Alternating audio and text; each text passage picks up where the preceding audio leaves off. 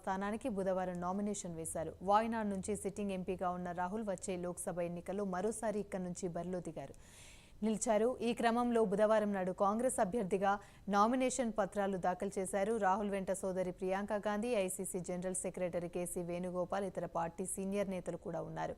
బుధవారం ఉదయం వాయనాడ్ చేరుకున్న రాహుల్ కాల్పేట్ నుంచి సివిల్ స్టేషన్ వరకు రోడ్ షోలో పాల్గొన్నారు. ఈ సందర్భంగా కాంగ్రెస్ నేత మాట్లాడుతూ తాను ఎల్లప్పుడూ వాయనాడ్ ప్రజలతో ఉంటానని చెప్పారు. ఇక్కడ ప్రతి వ్యక్తి తనపై ప్రేమ అభిమానాన్ని అందించారని, సొంత వ్యక్తిలా చూసుకున్నారని పేర్కొన్నారు. ఈ ప్రాంతం నుంచి లోక్సభకు ప్రాతినిధ్యం వహిస్తుండడం గౌరవంగా భావిస్తున్నానని తెలిపారు. 2019 ఎన్నికల్లో వాయనాడ్ నుంచి రాహుల్ గాంధీ 7 లక్షల ఓట్లతో గెలుపొందారు. సమీప సిపిఐ అభ్యర్థి సునీర్పై 4.31 లక్షల ఓట్ల మెజార్టీతో గెలుపొందారు. ఇదే వాయనాడ్ నుంచి బీజేపీ తరపున రాష్ట్ర అధ్యక్షుడు కె సురేంద్రన్, సిపిఐ నేత అనిరాజా పోటీలో నిలిచారు. రెండో విడతలో భాగంగా ఈ నెల 26న కేరళలో లోక్సభ ఎన్నికలు జరగనున్నాయి. జూన్ 4న ఫలితాలు వెలువడనున్నాయి.